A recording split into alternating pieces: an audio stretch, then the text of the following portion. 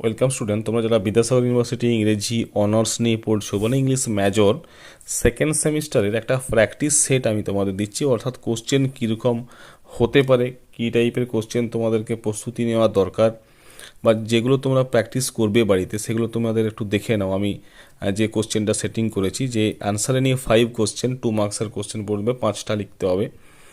তো দেখো, প্রথমে বলছি look in the heart and write, এই সেন্টেন্সটা দেওয়া থাকবে, দিয়ে বলবি explain. Second, what is meant by iron gates of life, iron gates of life কথাটির অর্থ কী। তারপর 3 নম্বর কোশ্চেন দেখো, why does the poet compare himself to an usurped town, ঠিক আছে। 4 নম্বর হচ্ছে কি, the ploughman plods his weary way, why has the way become weary, কেন এই পথটা ওয়েরি হয়ে গিয়েছিল বা ক্লান্ত হয়ে গিয়েছিল। Again I write it, why did the poet lover write it again, কেন কবি প্রেমিক এটাকে আবার লিখতে চেয়েছেন।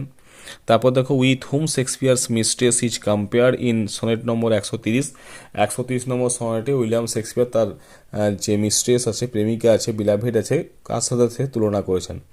But the eternal summer shall not fade, এই লাইনটা তুলে বলবে এক্সপ্লেন করো, ঠিক আছে। তারপর দেখো last question, describe after Pope Belinda's lock, অর্থাৎ কি না বেলিন্ডার লকটা সম্পর্কে আমাদের আলোচনা করতে হবে বা বর্ণনা দিতে হবে। তাহলে 2 মার্কসের কোশ্চেন দেওয়া আছে 8টা, তোমাদের করতে হবে 5টা। এটা গ্রুপ এ গেল। গ্রুপ বি থেকে কি করতে হবে না, অ্যান্সার এনে 4 কোশ্চেন, 4টে কোশ্চেন করতে হবে, 5 নম্বর করে থাকবে, 4 5 20। 1 নম্বর কোশ্চেন দেখো, why is God called 3 person, কেন এই গডকে 3 পার্সন বলা হয়েছে, 3 পার্সন কেন বলা হয়েছে সেটা তোমরা এক্সপ্লেন করবে। তারপর দেখো 2 নম্বর, দ্য পথ of glory lead but to the grave, এই লাইনটা তুলে বলবে এক্সপ্লেন, এটাকে ব্যাখ্যা করো, ঠিক আছে। এরপর দেখো 3 নম্বর যে কোশ্চেনটা আছে সেটা হচ্ছে কি না, how does the speaker in sonnet 18 answer his own question, কীভাবে স্পিকার সনেট নম্বর 18তে তার প্রশ্নের উত্তর দিয়েছেন। এরপর স্ক্যান দ্য সেন্টেন্সগুলোকে স্ক্যান করতে হবে। দেখো এটা আমাদের প্রসডির মধ্যে আসছে, 5 মার্কস একটা প্রসডি দিয়ে দিল।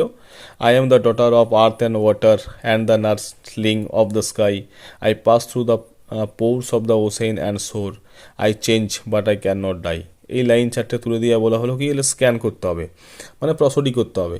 এরপর দেখো বলছি এক্সপ্লেন ফিগার অফ স্পিচ, 2টো লাইন দিয়েছি। এর দেখে fair is foul, foul is fair, এটা বলতে হবে কিসের এক্সাম্পল, তারপর এটাকে ব্যাখ্যা করতে হবে, কেন তুমি সেটার উদাহরণ হিসাবে এটাকে বলছো সেটাকে এক্সপ্লেন করে দিতে হবে।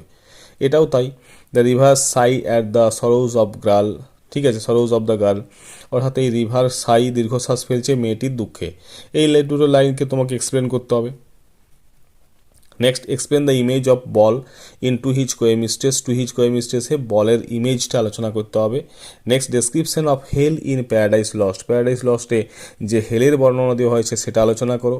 তারপর who is the muse and what is her advice, মিউজকে এবং তার উপদেশটাই বা কী। অর্থাৎ এই যে 8টা কোশ্চেন দেওয়া আছে, এই 8টা কোশ্চেন থেকে তোমাদেরকে লিখতে হচ্ছে 4টে, ঠিক আছে। হয়তো এটা 8টা না দিয়ে 6টাও দিতে পারে, ঠিক আছে, এটাও কিন্তু হতে পারে, যে করতে হবে 4টে, দেওয়া আছে 6টা, এটা হতে পারে কিন্তু। এবার দেখো গ্রুপ সিতে এখান থেকে কি করব আমরা, এখান থেকে আমরা যে লং কোশ্চেনগুলো আছে 3টে করতে হবে, দেওয়া আছে 5টা কোশ্চেন।